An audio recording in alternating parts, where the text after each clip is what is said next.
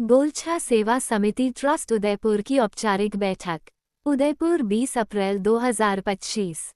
गोलछा सेवा समिति ट्रस्ट उदयपुर के सदस्यों ने मधु गर्ग के निवास स्थान पर संस्था की औपचारिक बैठक रखी गई, जिसमें चर्चा की आपसी सदस्य परिचय पश्चात माह के अंतिम रविवार को हेल्थ चेकअप कैंप नई गांव में लगाया जाएगा, जिसमें आसपास के गांव जैसे बोजादा सिसारमा गांव के लोगों को हेल्थ चेकअप कैंप आयोजन की रूपरेखा बैठक में चर्चा की गई। बैठक में ट्रस्ट पदाधिकारी Shrimati Madhu Garg, Divya Kumar, Navratan Khokhawat, B.L. Arya, Kiran, Priyanka, Shrimati Lakshmi, management director Alakh Nayan hospital, Kuldeep Singh Solanki, outreach managing Alakh Nayan hospital Udaipur आदि उपस्थित रहे। भविष्य में ट्रस्ट के कार्यों